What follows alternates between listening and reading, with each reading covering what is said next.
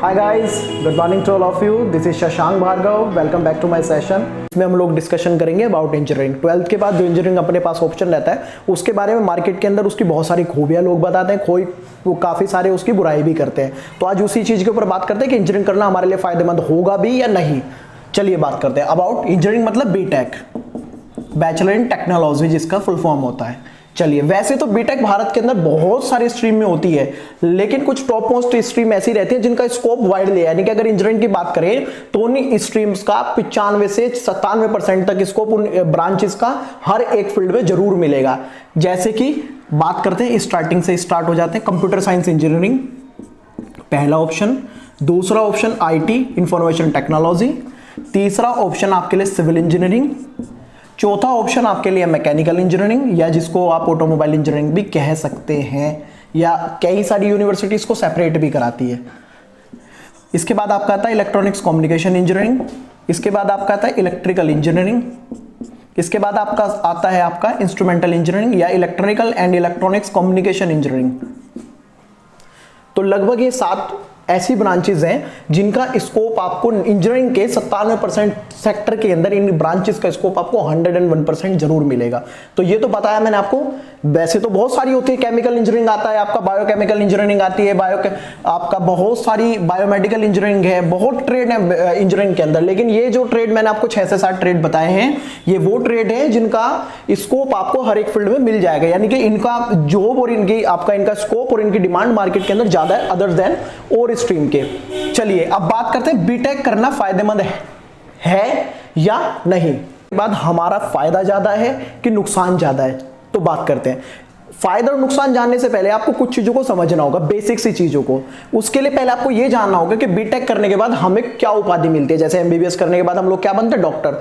तो same BTech करने के बाद आप क्या बनते हैं, इंजीनियर। वो बात अलग है कि आपने जिस डिपार्टमेंट में आपने इंजीनियरिंग किया होगा वो आप कौन से इंजीनियर बनेंगे। मानकर चलिए आपने कंप्यूटर साइंस इंजीनियरिंग किया तो आप बनते हैं सॉफ्टवेयर इंजीनियर। आपने बीटेक सिविल इंजीनियरिंग से किया तो आप बनते हैं सिविल इंजीनियर। आपने इलेक्ट्रिकल इंजीनियरिंग से किया तो आप बनते हैं electrical engineer. Same as MBBS में भी रहता है। मैं कह रहा था कि आपको पहले इसका फायदा और नुकसान जानने से पहले आपको समझना होगा कि बीटेक की कुछ बेसिक चीजों को। तो मैंने आपको बताया कि इंजीनियर डेजिग्नेशन। अब आपको यह समझना होगा इसके फायदे और नुकसान जानने से पहले कि इंजीनियर होता क्या है, ये इंजीनियर होता कौन है। इंजीनियर वो शब्द है, इंजीनियर वो व्यक्ति होता है, जैसे अगर मैं बात करूं कंप्यूटर साइंस इंजीनियर की, जिसको करने के बाद आपको मिलता है सॉफ्टवेयर इंजीनियर की डेजिग्नेशन।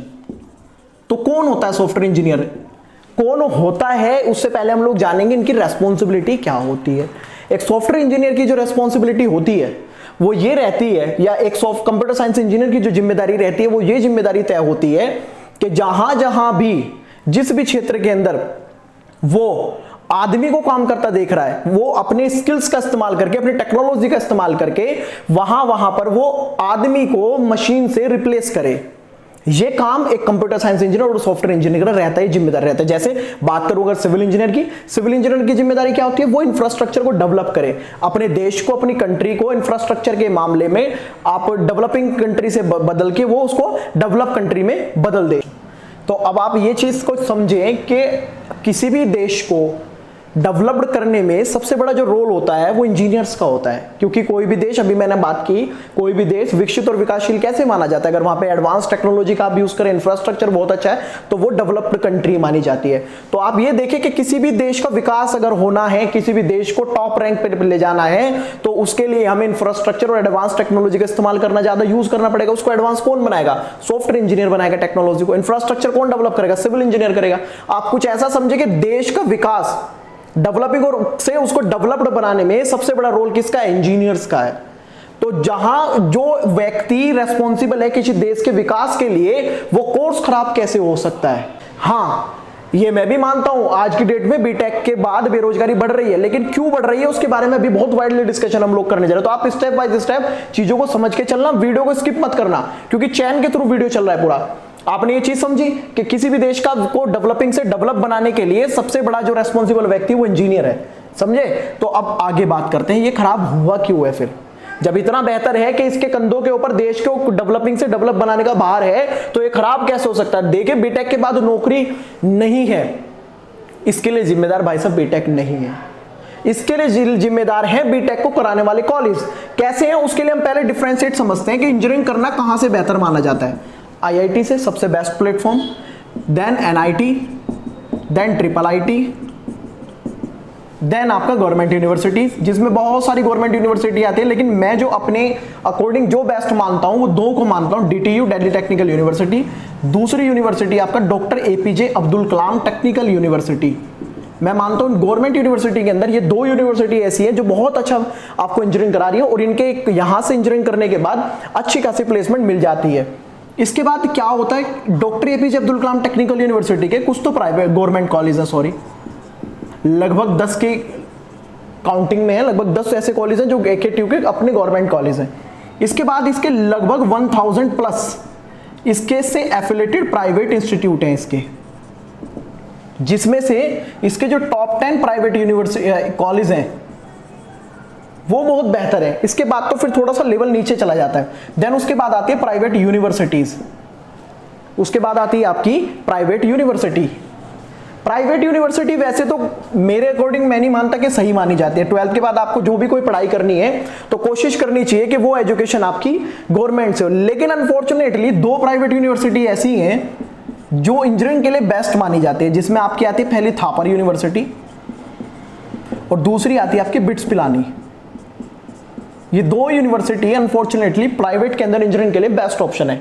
तो ये मैंने बात की, आपको चलना चाहिए इंजीनियरिंग के लिए कुछ ऐसे कि पहले ऑप्शन आपको अगर इंजीनियरिंग करने जा रहे हैं तो आपके पास पहला ऑप्शन आईआईटी होना चाहिए, दूसरा ऑप्शन एनआईटी होना चाहिए, तीसरा ऑप्शन ट्रिपल आईटी, चौथा ऑप्शन गवर्नमेंट यूनिवर्सिटी के गवर्नमेंट कॉलेज। ना मिले तो प्राइवेट में जाना पड़े इनसे एफिलेटेड तो आप जाओ इनके टॉप 10 प्राइवेट कॉलेज में। अदर देन प्राइवेट यूनिवर्सिटी जा रहे तो दो ऑप्शन आपके पास है, इसके अलावा आपको कहीं से भी इंजीनियरिंग नहीं करना चाहिए। कारण क्या है?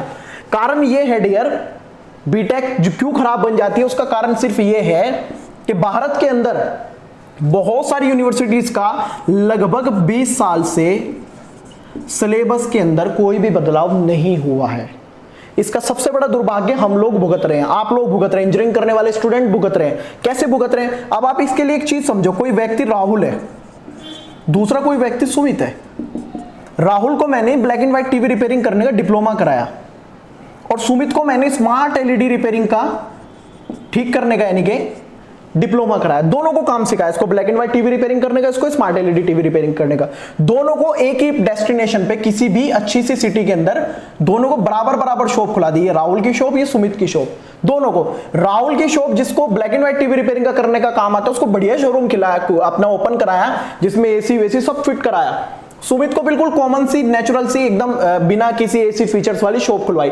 इसको काम आता है स्मार्ट एलईडी रिपेयरिंग का, इसको काम आता है ब्लैक एंड व्हाइट टीवी का। दोनों ने अपनी दुकान के सामने बोर्ड लगाया कि मेरे यहाँ पर black and white TV repairing करने का काम तसल्ली बख्श किया जाता है, इसने लगाया मेरे यहाँ पर स्मार्ट एलईडी रिपेयरिंग करने का काम तसल्ली बख्श किया जाता है कराया। अब आप अपने आप से पूछे, क्योंकि ये एक रिकॉर्डेड सेशन है, कि आप अपने आप से ये चीज पूछे कि दोनों में से किसका शॉप चलेगा, राहुल का चलेगा कि सुमित का चलेगा? जाहिर सी बात है सुमित का काम चलेगा, क्योंकि ये जो काम कर रहा है वो अपग्रेडेड टेक्नोलॉजी पे काम कर रहा है जिसकी मार्केट के अंदर डिमांड और जिसका स्कोप है। Black and white TV repairing करने वाले की शॉप इसलिए नहीं चलेगी रिपेयरिंग की क्योंकि पहली बात तो ब्लैक एंड व्हाइट टीवी बहुत कम बचे हैं और जितने हैं भी अगर वो खराब हो जाता है तो उनको रिपेयर कराने वाला कोई नहीं सोचता, कोई प्लान नहीं करता इनको रिपेयर कराया जाए। तो कहने का मतलब ये है कि आपने बीटेक कर ली 20 साल पुराने कोर्स पे, वो कोर्स तो आपको पुरानी टेक्नोलॉजी का इंजीनियर बना रहे, तो लेटेस्ट टेक्नोलॉजी की तो आपको नॉलेज ही नहीं रही। जब आपको लेटेस्ट टेक्नोलॉजी की नॉलेज नहीं है तो कौन कंपनी ऐसी होगी जो बेवकूफ होगी कि आप पुरानी टेक्नोलॉजी के इंजीनियर हो और आपको आज की डेट में नौकरी पे रख ले, खामखा की आपको सैलरी दे? कोई नहीं है। और आप अगर ये कहो, वो पहले ट्रेंड हुआ करता था कि एक कंपनी बुलाती थी बीटेक करे हुए को, अपनी जो लेटेस्ट टेक्नोलॉजी चल रही है उसके लिए उसको ट्रेंड करती थी, तब बंदे को भी सैलरी देती थी ट्रेनिंग पीरियड में, और जो ट्रेनर उसने हायर किया, जो ट्रेनिंग दे रहा है, उसको भी सैलरी देती थी। लोगों ने क्या किया, दिमाग लगाना स्टार्ट किया, एक कंपनी से ट्रेनिंग की, वहां से काम सीखा, और जब 6 महीने की ट्रेनिंग पूरी होने के बाद 7वें महीने आपको उसके लिए सर्व करना था, आपने क्या क्या कंपनी स्विच कर दी। काम सिखाया उसने, सैलरी दी काम सीखने के टाइम पे आपको भी और ट्रेनर को भी जिसने आपको सिखाया, आपने फायदा किसको पहुंचाया? दूसरी कंपनी को। तो ऐसे में कंपनियों ने क्या किया, जब उनको आज की डेट में एक्सपीरियंस्ड व्यक्ति मिलने के लिए खड़ा है जो उसको नेक्स्ट डे से काम करने जा रहा है, तो वो तो ऐसे में ऐसे व्यक्ति को नौकरी देगी, फ्रेशर को क्यों दे? जो पुरानी टेक्नोलॉजी का इंजीनियर है क्यों सिखाया उसको? नया नहीं सिखाएगी। तो बंदा कंपनी तो आज की डेट में ये डिमांड करती है कि मुझे तो वो व्यक्ति मिले जिसको मैं आज हायर करूं और नेक्स्ट मॉर्निंग से मेरे यहां पे काम करना शुरू कर दे। तो आपको कुछ चीजों को चेन वाइज देखना होगा। तो पहला कारण मैंने क्या बताया, आपका ओल्ड पैटर्न पे डिजाइन सिलेबस का पढ़ाना, ये सबसे बड़ा कारण है। जितनी भी बीटेक करने के बाद व्यक्ति बेरोजगार फिर रहे हैं, उन लोगों ने टाइम के साथ अपने आप को अपग्रेड नहीं किया। जैसे कि आप फॉर एग्जांपल लो, पहले नोकिया एक कंपनी हुआ करती थी जिसका सेलफोन हर एक व्यक्ति की जेब में और हर किसी के घर में मिला करता था। क्या हुआ 2014-15 के आसपास में कुछ कंपनीज नहीं आई जिसको आप Xiaomi के नाम से जानते थे, या आपको जिसको MI बोलते हैं, Vivo आया, Oppo आया।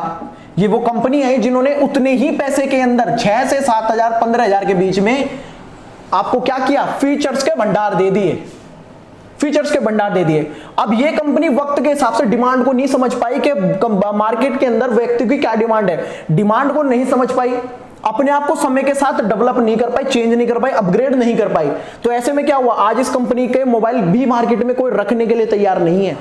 कभी ये ब्रांड हुआ करती थी अब से 10-15 साल पहले, आज इसको कोई पूछने वाला नहीं है। क्या समझ आ रहा है? चीजों को ऐसे समझो कि अगर आप समय के साथ अपने आप को अपग्रेड नहीं करोगे तो आप भी फ्लॉप हो जाओगे। सबसे बड़ी चीज तो आपको क्या करना है, आपको एटलीस्ट बीटेक वो करनी है, आपको पहले समझना होगा कि मार्केट के अंदर किस टेक्नोलॉजी की डिमांड है। जिस टेक्नोलॉजी की डिमांड मार्केट के अंदर है, अगर आपने उससे संबंधित इंजीनियरिंग की है या आपको इंजीनियरिंग करने के बाद उस टेक्नोलॉजी पे काम करना आता है, तब आपके लिए आज भी बीटेक करने के बाद 100% सिक्योरिटी है जॉब की, आपको 100% प्लेसमेंट मिलेगा। लेकिन बीटेक करने के बाद अगर अपग्रेडेड टेक्नोलॉजी पे आपको काम करना नहीं आता तो आई एम सॉरी, बिल्कुल आप बेरोजगार है, बीटेक बिल्कुल खराब है आपके लिए। लेकिन क्या समझ में आता है कि आपको इंजीनियरिंग करने से पहले 3-4 चीजों को बड़े ध्यान से देखना चाहिए। मैं आपको बता देता हूं। अगर आप बचना चाहते हो कि बीटेक आपके लिए खराब ना रहे, आप चाहते हो बीटेक के आपको फायदे मिले बीटेक करने के बाद, क्योंकि इससे बड़ा ना तो कोई कोर्स है पीसीएम कैंडिडेट के लिए और ना ही मेरी नजर में भी इससे बेहतर कोर्स कोई है। आप खुद अपने आप से पूछे, अगर आपकी डिमांड है, मैं अगर किसी से पूछूं कि अब से 5 साल बाद आप कितने पर मंथ की सैलरी चाहते हैं, कि आपकी रिक्वायरमेंट क्या हो सकती है 5 साल बाद के मंथ में कम से कम खर्चा चलाने के लिए मुझे इतना पैसा तो चाहिए। अप्रोक्सीमेट 5 साल बाद लगभग 2 से 3 लाख के बीच में आप चाहेंगे कि मुझे मंथ में इतनी इनकम तो एटलीस्ट मैं घर खर्चा अपना आराम से चला लूं, मुझे फाइनेंशियल फ्रीडम हो। तो आप मुझे बताइए, आपकी नजर में पीसीएम के बाद ऐसा कौन सा कोर्स आता है जो एक मंथ में आपको 2 से 3 लाख की सैलरी दे सकता हो? क्या बीए है ऐसा कोर्स? क्या आपको लगता है बीबीए है ऐसा कोर्स? आपको लगता है बीसीए ऐसा कोर्स है जो 2-3 लाख का पर मंथ में दे दे? आप खुद से अपने ये सवाल करना। चलिए बात करते। तो मेरी नजर में बीटेक बिल्कुल खराब हो जाते, कारण बताए कब खराब हो जाते। अब क्या होता है, इसमें आपको बीटेक करने से पहले 3-4 चीजों को देखना होगा। पहली चीज तो देखनी होगी, राइट टाइम पे आपको लेना पड़ेगा डिसीजन। राइट टाइम पे, यानी कि राइट टाइम का मतलब क्या है? अब आप ऐसा समझो कि 12th के रिजल्ट आने के बाद आप सोच रहे हो मुझे इंजीनियरिंग करनी है, तब क्या होगा, इंजीनियरिंग करने के लिए मैंने क्या पता, बेस्ट प्लेटफॉर्म आईआईटी। तब तक तो क्या हुआ, एंट्रेंस फॉर्म जा चुके हैं, एंट्रेंस फॉर्म तो दिसंबर के मंथ में तो एंट्रेंस भी हो चुका है। तो इंजीनियरिंग करने से पहले 3 चीजों को देखना होता है, राइट टाइम, राइट पैलेस और राइट डिसीजन। राइट टाइम, सही समय पे जगना होगा और सही समय पे चीजों की जानकारी को इकट्ठा करना होगा कि बीटेक करना आईआईटी से सबसे बेस्ट प्लेटफॉर्म आईआईटी माना जाता है इंजीनियरिंग करने के लिए। उसके बाद मैंने आपको साइकिल बताई है। वहां पर एडमिशन कैसे होता है कि वहां पे एडमिशन लेने के लिए मुझे जेई का एंट्रेंस देना होगा, बिना जेई के मुझे यहाँ पे एडमिशन नहीं मिलेगा। जेई का आपको जेई मेंस क्वालिफाइड करना होगा। मेंस के अंदर क्या क्या आता है, मेंस के अंदर भाई साहब 70% 11th आती है, 30% आपका 12th में से सिलेबस आता है। तो यानी कि आप ऐसा समझो कि जेई का जो एंट्रेंस हो वो 1-2 महीने की प्रिपरेशन से नहीं फाइनल होगा, आपको पूरा 11th-12th का मेहनत से पढ़ाई करना होगा। जब जाके आप जेई का एंट्रेंस क्वालिफाइड कर पाएंगे तब आपको वो चीज मिल पाएगी जो आपके लिए बेहतर है। राइट पैलेस, वही इंस्टीट्यूट जो मैंने आपको बताया कि कम से कम इंस्टीट्यूट वो हो जो जब आप अगर मार्केट में समझे कि 2022 में एडमिशन लेने जाना है बीटेक के अंदर, आप 2026 के अंदर बीटेक पास करोगे तो 2026 के अंदर जिस टेक्नोलॉजी की सबसे ज्यादा डिमांड होगी, एटलीस्ट 4 साल की इंजीनियरिंग में आपको वो पढ़ा दिया जाए, आपको वो स्किल्स डेवलप कर दी जाए जिनकी डिमांड मार्केट के अंदर लगभग 2026 में रहेगी या आने वाले 10 से 15 साल रहने वाली है। उसके बाद तो आपको टाइम के साथ अपने आप को अपग्रेड करना होगा। तो आपको टाइम के अकॉर्डिंग अपने आप को अपग्रेड आगे करते रहेंगे, लेकिन कम से कम वो पहले से ऐसी हो कि स्टार्टिंग में आपको उतना तो जरूर दे दे कि आपका फर्स्ट प्लेसमेंट हो जाए। चलिए, उसके बाद आपका आता है राइट डिसीजन। डिसीजन से मतलब ये है कि आपको कोई व्यक्ति या आपको अपने आप डाटा सिक्योर, अपना डाटा उठा के गूगल के थ्रू, किसी काउंसलर के थ्रू हमसे मदद लेके आपको ये जानकारी हो जानी चाहिए कि आज की डेट में कौन सी ब्रांच की, किस इंजीनियरिंग की डिमांड है मार्केट के अंदर, किसका स्कोप रहने वाला है आने वाले 10-15 साल में। अब मानकर चलो कि अभी सिविल और मैकेनिकल सेक्टर बड़े डाउनफॉल पे है, आप कितने भी बेहतर इंस्टीट्यूट से सिविल इंजीनियरिंग, मैकेनिकल इंजीनियरिंग करके आ जाओ, कितने भी बेहतर इंस्टीट्यूट से, लेकिन जब मार्केट ही इसकी फ्लॉप चल रही है तो मैं नहीं मानता हूं कोई इंस्टीट्यूट आपको प्लेसमेंट दे पाएगा। समझ रहे हैं मेरी बात? तो राइट डिसीजन का होना भी जरूरी है। हाँ, अगर वहीं आप कंप्यूटर साइंस इंजीनियरिंग करके आ रहे हैं तो आज की डेट में इसका डिमांड है, आगे बात करेंगे कैसे डिमांड है।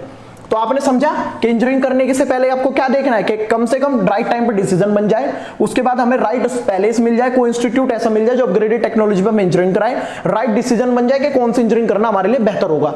तो ये चीजें समझिए, अगर आप इन चीजों को देख के इंजीनियरिंग चूज करेंगे, जानकारी इकट्ठा करेंगे, सर्वे कर लेंगे पहले ही, तो मैं नहीं मानता कि आपको बीटेक करने के बाद भी बेरोजगारी का सामना करना पड़ेगा। तो कुछ चीजें तो ये बताई, अब बात करते हैं इसको क्लियर और अच्छे से करने के लिए मैं आपको बहुत छोटी सी चीजें बता रहा हूं। अब आपको इसमें पूरा निचोड़ मिल जाएगा कि कहां से करना बेहतर हो सकता है। देखिए, हम बीटेक खराब और इसके फायदे और नुकसान आपको यहीं से क्लियर हो जाएंगे। मैं आपको डिफरेंस बता रहा हूं कि आईआईटी से इंजीनियरिंग करने में आपको क्या अलग मिलता है और प्राइवेट यूनिवर्सिटी या प्राइवेट कॉलेज से या थके हुए कॉलेज से इंजीनियरिंग करने का आपको क्या नुकसान मिलता है। अगर आप इंजीनियरिंग आईआईटी से करते हैं तो सबसे पहली चीज क्या होती है, आईआईटी आपको अपग्रेडेड टेक्नोलॉजी के बारे में पढ़ाती है। यानी कि आप 4 साल की जो इंजीनियरिंग करेंगे, आपको इस 4 साल के अंदर इतनी उस टेक्नोलॉजी के बारे में आपको पढ़ाया जाएगा जिसका स्कोप आने वाले 15 से 20 साल में रहने वाला होगा। यानी कि ओल्ड पैटर्न सिलेबस, जिसकी मैंने अभी फॉर एग्जांपल पीछे बात की है, ब्लैक एंड व्हाइट टीवी और आपको एग्जांपल समझाया, वो चीजें आपको नहीं पढ़ाई जाएंगी। लेटेस्ट टेक्नोलॉजी जो मार्केट के अंदर चल रही होगी या चलेगी, उसके बारे में आपको 4 साल में पढ़ाया जाएगा। दूसरा आता है इसमें एक्सपीरियंस फैकल्टी का होना। आईआईटी के अंदर जो प्रोफेसर होते हैं उनको टीचिंग एक्सपीरियंस और आपका इंडस्ट्रियल एक्सपीरियंस दोनों बहुत ज्यादा होते हैं। ऐसे में वो आपको प्रैक्टिकल नॉलेज और साथ में थ्योरी नॉलेज बहुत अच्छे से दे पाते हैं, सर्व कर पाते हैं। और आईआईटी के अंदर जो फोकस किया जाता है वो लगभग 70% फोकस किया जाता है प्रैक्टिकल स्किल्स के ऊपर और 30% फोकस किया जाता है आपका थ्योरी के ऊपर। सबसे अच्छी चीज जो आईआईटी के अंदर होती है कि आपको प्रोजेक्ट बनवाया जाता है। अगर 4 साल की इंजीनियरिंग के अंदर जो भी आपने सीखा, कोई भी टेक्नोलॉजी सीखी, आपसे एक प्रोजेक्ट बनवाया जाएगा। उस प्रोजेक्ट के अंदर आपको 4 साल में जो भी आपने सीखा उस सारी टेक्नोलॉजी का इस्तेमाल करना होगा। जब आप वो प्रोजेक्ट बनाएंगे, उसको सबमिट करेंगे, वो प्रोजेक्ट आपका अप्रूव्ड होगा आपके डिपार्टमेंट से, तब ही आपको डिग्री अलॉट की जाती है, अदरवाइज आपकी डिग्री रोक दी जाती है। क्योंकि आपको पता होगा बीटेक का फाइनल ईयर प्रोजेक्ट का ईयर होता है। चलिए, तो आपको प्रोजेक्ट, इस प्रोजेक्ट के अंदर जो भी लागत आती है उस वो आप लैब के अंदर काम करते हैं तो वहां पर जो भी एक्सपेंस होता है वो भारत सरकार बियर करती है। कुछ पैसा आपका भी लगता है, ऐसा नहीं है कि 100% भारत सरकार बियर करती है। अगर आपका प्रोजेक्ट बहुत अच्छा लग जाता है तो ऐसे में सबसे बड़ा फायदा ये होता है कि आपका इंस्टीट्यूट, आपका डिपार्टमेंट, आपका कॉलेज, आपकी आईआईटी उस प्रोजेक्ट को एग्जीबिशंस के अंदर लॉन्च करने का काम करती है। और अगर आपका प्रोजेक्ट इतना अच्छा रन कर जाता है, इतना अच्छा लोगों को लगता है, वो आइडिया इतना लोगों को पसंद आता है, तो आपको वहीं पर ही कंपनी के एचआर बहुत अच्छा हाई पैकेज का आपको ऑफर भी देकर चले जाते हैं और प्रोजेक्ट आपसे खरीद के बल्क पे काम करते हैं और करोड़ों रुपए में उसकी सेल हो जाती है। अब बात करते हैं प्राइवेट यूनिवर्सिटी और प्राइवेट इंस्टीट्यूट, इससे कैसे अलग हो जाते हैं। ओल्ड पैटर्न का सिलेबस पढ़ाना, मैंने आपको बताया बहुत सारी यूनिवर्सिटी इंस्टीट्यूट ऐसे जो 15-20 साल पुराना सिलेबस पढ़ा रही है। दूसरा, प्रैक्टिकल नॉलेज का कम देना, क्योंकि उनके यहाँ पे लैब प्रॉपर नहीं है। अगर लैब है भी तो वहां पे लैब टेक्नीशियन नहीं रखा हुआ है जो आपको प्रैक्टिकल नॉलेज दे पाए। प्रैक्टिकल नॉलेज का कम होना, यानी कि यहाँ पे मैं जस्ट कहूं तो उल्टा है, 70% पढ़ाते हैं थ्योरी और प्रैक्टिकल नॉलेज देते हैं 30%। सबसे बड़ा फॉल 4 साल की डिग्री के बाद कोई भी प्रोजेक्ट का ना होना। यहां से निकलने वाले बहुत सारे स्टूडेंट ऐसे होंगे जिन्होंने 4 साल की इंजीनियरिंग तो कर ली पर आज तक प्रोजेक्ट एक नहीं बनाया होगा, या बनाया भी होगा तो मार्केट से खरीद के सबमिट कर दिया, वो उसी पे उसको मार्क्स मिल गए होंगे, अपनी नॉलेज उसके पास कोई नहीं होती है। तो मैंने आपको बताया 2-3 चीजें ये हो गई। यही कारण क्या है, और आपका क्या होता है, लैक एक्सपीरियंस फैकल्टी का कॉलेज के अंदर होना। बहुत सारे इंस्टीट्यूट तो मैंने ऐसे देखे कि 2-3 साल पहले वो बच्चा उसी कॉलेज से बीटेक करके गया, उसको कहीं नौकरी नहीं मिली, आके उसने क्या किया, यहीं पे प्रोफेसर बन गया, वो आपको टीच कर रहा है। तो ऐसे में आपको देखो कि कितनी बड़ी समस्या रहती होगी। तो कुछ मैंने आपको डिफरेंस बताए, इससे आप समझ सकते हैं कि अगर मार्केट के ट्रेंड के हिसाब से आप नहीं चलेंगे, जो डिमांड है उसके अकॉर्डिंग अपने आप को अपग्रेड नहीं करेंगे, उसके हिसाब से आप काम नहीं करेंगे, तो बिल्कुल ये कोर्स खराब भी हो जाता है और बहुत ज्यादा खराब हो जाता है। तो मेरे ख्याल से जो चीजें मैंने आपको एग्जांपल्स के रूप में बताए हैं, आपको इतना तो बिल्कुल क्लियर हुआ होगा इस वीडियो के अंदर, इस शॉर्ट टाइम के अंदर, कि आपके लिए बीटेक कैसे फायदेमंद हो सकती है और बीटेक कैसे नुकसानदायक हो सकती है। ये चीज तो आपको क्लियर हुई होगी। दूसरा, मैं आपको एक बहुत बड़ी चीज अब बताने जा रहा हूं। जैसे जैसे भारत के अंदर डिजिटलाइजेशन बढ़ता जा रहा है, आप ये देखो कि पहले, अब से 5 साल पहले कैशलेस ट्रांजेक्शन को एक्सेप्ट करने वाले बहुत कम लोग होते थे, लेकिन आज की डेट में अगर आप उठाकर देखो, एक रेडेस चलाने वाले से, एक सब्जी बेचने वाले से लेके बड़े शोरूम और मॉल्स तक क्या हो चुकी है, ट्रांजैक्शन कैशलेस हो चुकी है। एटलीस्ट भारत के अंदर लगभग 30% लोग मैंने ऐसे देखे जो कैश को लेकर ही नहीं, कैरी करके नहीं चल रहे हैं, क्योंकि उनके पास फोन पे है, सारा काम उनका फोन पे, पेटीएम सबसे हो जा रहा है, कैशलेस से हो जा रहा है। बहुत लोग आपको ऐसे मिलेंगे, हो सकता है आप में से भी कुछ लोग ऐसे हो कि आप कैश रखने की आदत छोड़ चुके होंगे। चलिए, तो कैशलेस हो चुका है। तो जब से डिजिटलाइजेशन ने अपने पैर पसारने भारत के अंदर शुरू की है, तो ऐसे में हमें डिमांड जो है ना, वो टेक्निकल स्किल्ड पर्सन की पड़ने लगी है। आप एक चीज का मैं आपको बताऊं, एक छोटा सा बहुत एग्जांपल देता हूं, वो छोटा सा। जब भारत सरकार ने ये सोचा कि डिजिटलाइजेशन के सबसे बड़े फायदे क्या थे, डिजिटलाइजेशन के सबसे बड़ा फायदा था भ्रष्टाचार को कम किया गया।